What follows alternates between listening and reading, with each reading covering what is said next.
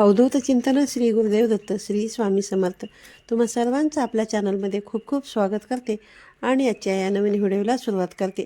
अन्नपूर्णा जयंती हिंदू धर्मामध्ये आई अन्नपूर्णा यांना समर्पित आहे.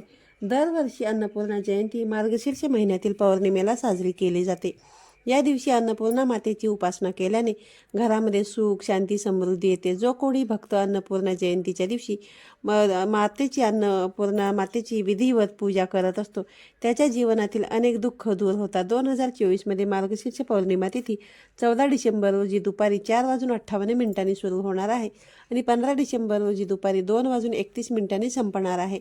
उद्या तिथीनुसार अन्नपूर्णा जयंती ही 15 डिसेंबरला साजरी होणार आहे. अन्नपूर्णा मातेची पूजा केल्याने विशेष फळ आपल्याला प्राप्त होते. ते कौटुंबिक सुख, आरोग्य, अन्न आणि संपत्तीच्या प्राप्तीसाठी अन्नपूर्णा देवीची पूजा केली जाते. त्यांची पूजा केल्याने घरामध्ये सदैव सुख समृद्धी राहते. याशिवाय अन्नपूर्णा जयंतीच्या दिवशी दान केल्याने शुभ फळं प्राप्त होतात. अन्नपूर्णा मातेची पूजा केल्याने शारीरिक आणि मानसिक संतुलनही साधले जाते. खरे तर आपण रोज आई अन्नपूर्णा मातेचे स्मरण केले पाहिजे, कारण अन्नाशिवाय जीवन अशक्य आहे. तुम्ही हे करू शकत नसाल तरीही अन्नपूर्णा जयंतीच्या दिवशी देवीची भक्तिभावाने पूजा केल्याने तुमच्या घरामध्ये वर्षभर सुख समाधान राहील. अन्नपूर्णा जयंतीच्या दिवशी बरेच जण व्रत करत असतात, पण व्रत करणं उपवास करणं प्रत्येकाला शक्य नाही.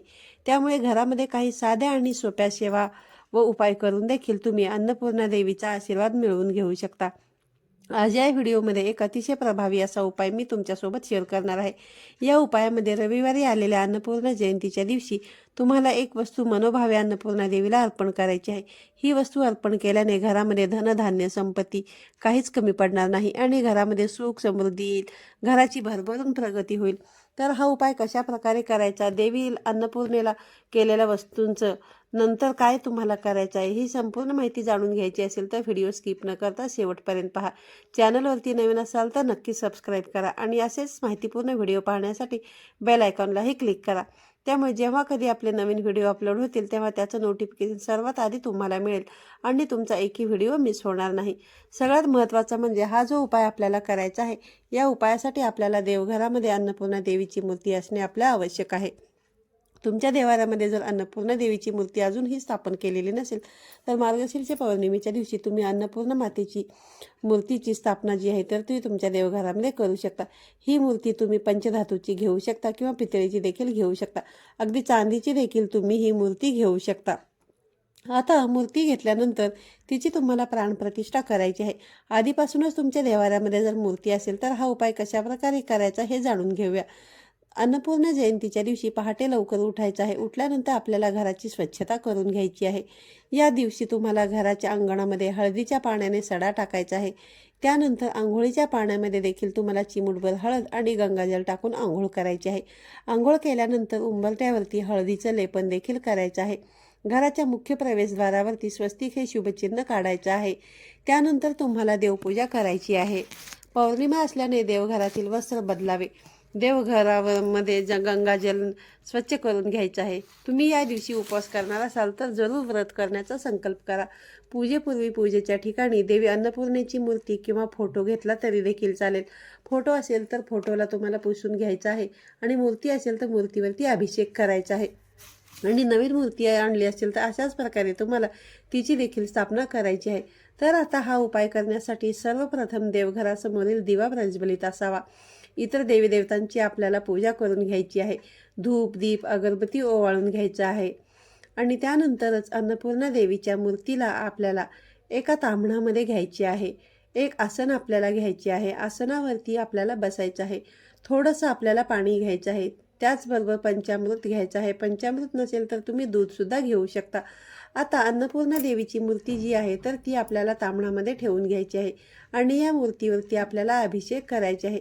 अभिषेक तुम्ही 11 पळी पाण्याने, 11 पळी दुधाने किंवा पंचामृताने आणि पुन्हा 11 पळी पाण्याने असा अभिषेक करायचा आहे. अभिषेक करत असताना तुम्ही नवार्ण मंत्राचा जप करू शकता किंवा मग तुम्ही ओम अन्नपूर्णा दैवे नमः या मंत्राचा जप करत देखील 11 वेळा पाण्याने, 11 वेळा पंचामृताने किंवा दुधाने, त्यानंतर पुन्हा 11 वेळा पाण्याने तुम्हाला अभिषेक जो आहे तर तो करून घ्यायचा आहे. हा अभिषेक करून झाल्यानंतर तुम्हाला देवीला स्वच्छ पाण्याने धुवून पुसून घ्यायचा आहे. तिला स्वच्छ कोरडं करायचं आहे. त्यानंतर तुम्हाला हा उपाय जो आहे तर तो करायचा आहे. आता हा उपाय करण्यासाठी आपण जे ताम्हण घेतलेलं आहे त्यातील पाणी अभिषेकाचं ते तुम्ही एखाद्या झाडाच्या मुळाशी टाकून देऊ शकता आणि ते ताम्हण स्वच्छ पुसून कोरडं करायचं आहे. आणि त्या ताम्हणामध्ये तुम्हाला एक वाटी ठेवायची आहे. त्या वाटीमध्ये आपल्याला अन्नपूर्णा देवीची मूर्ती जी आहे ती ठेवायची आहे. सर्वप्रथम देवीच्या मूर्तीला तुम्हाला हळदी, कुंकू, अक्षता अर्पण करायचे आहेत. आणि जी वस्तू आपण देवीला अर्पण करायची आहे ती वस्तू म्हणजेच तांदूळ. तांदूळ बघा अखंड अक्षर आहे. तांदूळ किंवा अक्षता कुठेही तुटलेले फुटलेले नसावेत. चांगले पाहूनच हे तांदूळ आपल्याला घ्यायचे आहेत. एक वाटी भरून आपल्याला हे तांदूळ लागणार आहे. त्यानंतर आपल्याला अन्नपूर्णा देवीची मूर्ती आपण ज्या वाटीमध्ये ठेवलेली आहे त्या वाटीवरती हे तांदूळ आपल्याला अर्पण करायचे आहेत. अर्पण करत असताना आपल्याला 3 बोटांचा आपल्याला वापर करायचा आहे. अंगठा, मध्यमा आणि अनामिका या 3 बोटांनी आपल्याला ते तांदूळ जे आहे तर ते उजव्या हातामध्ये पकडायचे आहेत आणि देवीच्या चरणांपासून ते मस्तकांपर्यंत म्हणजेच डोक्यापर्यंत आपल्याला ह्या तांदळाचे अर्चन जे आहे तर ते करायचे आहे. हे अर्चन करत असताना ओम अन्नपूर्णा दैवे नमः, ओम अन्नपूर्णा दैवे नमः असं आपल्याला तांदळाचे अर्चन करत म्हणायचं आहे. कुठपर्यंत करायचं आहे? जोपर्यंत हे तांदूळ देवीच्या खांद्यापर्यंत येत नाहीत तोपर्यंत आपल्याला ह्या तांदळाचे अर्चन देवीच्या मूर्तीवरती करायचं आहे. 3 बोटांनी अर्पण करता येत नसेल तर मग तुम्ही तुमच्या उजव्या हाताच्या 5ही बोटांनी अर्पण करू शकता.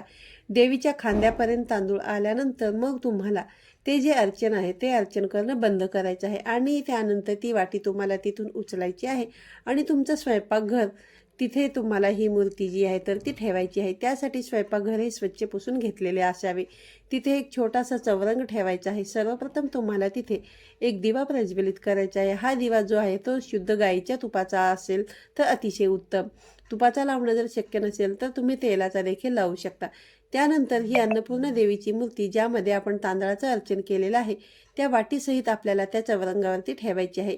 देवीला आपल्याला पिवळ्या रंगाची 3 फुलं अर्पण करायची आहेत. धूप दीप ओवाळून घ्यायचं आहे आणि त्याचबरोबर थोडीशी हळद आपल्याला घ्यायची आहे. ती ओली करायची आहे आणि या हळदीने आपल्याला गॅसवरती स्वस्तिक हे शुभचिन्ह काढून घ्यायचे आहे.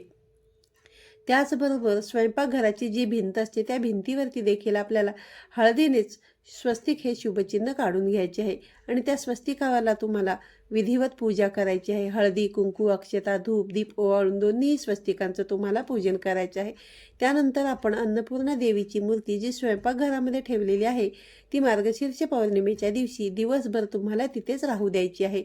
त्यानंतर तुम्हाला संध्याकाळी काय करायचं आहे की ती मूर्ती तुम्हाला तिथून उचलायची आहे आणि जे तांदूळ तुम्ही ते अर्चन केले होते त्या तांदळातून ती मूर्ती अलगद उचलायची आहे आणि नेहमीप्रमाणे देवघरामध्ये ज्या वाटीमध्ये तुम्ही अन्नपूर्णा देवीची मूर्ती ठेवता त्याच तांदळामध्ये तुम्हाला ती पुन्हा ठेवून द्यायची आहे. पण त्यावरती आपल्याला अजून एका वस्तूंचं अर्चन जे आहे तर ते देवीच्या मूर्तीवरती करायचे आहे आणि हे अर्चन म्हणजेच कुमकुम अर्चन करायचं आहे. पौर्णिमेच्या दिवशी अन्नपूर्णा देवीच्या मूर्तीवरती कुंकुमार्चन हा विधी व्हायलाच पाहिजे. संध्याकाळी दिवे लागणीच्या वेळेस तुम्ही कुंकू घ्यायचं आहे आणि कुंकू जे आहे तर ते देवीच्या चरणांपासून मस्तकांपर्यंत नवार्णव मंत्राचं पठण करत हे कुंकुमार्चन तुम्हाला करायचं आहे. 3 बोटांमध्ये कुंकू घ्यायचं आहे आणि तुम्हाला ओम ऐं ह्रीं क्लीं चामुंडाय विच्चे असं म्हणत देवीच्या चरणांपासून ते मस्तकांपर्यंत कुंकुमार्चन करायचं आहे. कुंकू हे देवीला अतिशय प्रिय आहे. कुंकुवाचं अर्चन केल्यामुळे देवी अन्नपूर्णेसह देवी लक्ष्मी देखील प्रसन्न होते. म्हणून हे अर्चन तुम्हाला करायचे आहे. 11 वेळा तुम्ही करू शकता, 16 वेळा करू शकता आणि हे अर्चन करून झाल्यानंतर देवीची मूर्ती कुंकुवामधून उचलायची आहे आणि ती तुम्हाला तांदळाच्या वाटीमध्ये ठेवायची आहे. आता ह्या कुंकवाचं काय करायचं आहे तर ते बघ हे जे कुंकू आहे ते तुम्ही एखाद्या डबीमध्ये भरून ठेवू शकता आणि जेव्हा कधी कोणत्याही शुभकार्यासाठी तुम्ही घराबाहेर पडणार आहात किंवा कोणत्याही महत्त्वाच्या कामासाठी जाणार असाल त्यावेळेस हे कुंकू तुम्हाला तुमच्या कपाळी लावून जायचं आहे. यामुळे तुम्हाला सर्व कामांमध्ये यश मिळतं. इतकं हे प्रभावी कुंकू असतं. त्यामुळे ते तुम्ही एका डबीमध्ये भरून ठेवायचं आहे. त्याचबरोबर आपण तांदळाचं देखील देवीला अर्चन केलेलं होतं आणि त्या तांदळाचं काय करायचं तर दुसऱ्या दिवशी म्हणजेच अन्नपूर्णा जयंतीच्या दुसऱ्या दिवशी तुम्हाला त्या वाटीतील तांदूळ जे आहेत ते थोडेसे तुम्हाला तुमच्या तांदळाच्या डब्यामध्ये टाकायचे आहेत आणि थोडेसे तांदूळ तुम्हाला पक्ष्यांना खायला घालायचे आहेत. असं केल्याने धनधान्य संपत्ती काहीही कधीही तुम्हाला कशाची कमतरता भासणार नाही. देवी अन्नपूर्णेचा आशीर्वाद जो आहे तर तो तुमच्यावरती सदैव राहील. मार्गशीर्ष पौर्णिमेच्या दिवशी ते देवी तत्व जे आहे तर ते सक्रिय झालेलं असतं. त्यामुळे ज्या काही सेवा उपासना तुम्ही कराल ना, त्याचं फळ हे तुम्हाला नक्कीच मिळत असतं. अन्नपूर्णा जयंती ही अतिशय महत्त्वाची आहे. त्यामुळे जर अजूनही तुम्ही देवाऱ्यामध्ये अन्नपूर्णा देवीची मूर्ती ठेवलेली नसेल तर नक्कीच तुम्ही रविवारी आलेल्या अन्नपूर्णा जयंतीच्या दिवशी तिची स्थापना देवाऱ्यामध्ये करू शकता. आणि अशाच प्रकारे अन्नपूर्णा देवीला जयंतीच्या दिवशी तुम्हाला तांदळाचं आणि कुंकवाचं अर्चन जे आहे तर ते करायचं आहे. तर अशा प्रकारे काही सेवा तुम्हाला आपल्या घरामध्ये करता येतील. तर आजच्या या व्हिडिओमध्ये सांगितलेली माहिती तुम्हाला आवडली असेल तर व्हिडिओला लाईक करा, शेअर करा, सबस्क्राईब करा आणि अशाच नवीन आणि माहितीपूर्ण व्हिडिओ पाहण्यासाठी आपल्या चॅनलला सबस्क्राईब करा. पुन्हा भेटूया नवीन व्हिडिओमध्ये. तोपर्यंत सर्वांना श्री स्वामी समर्थ.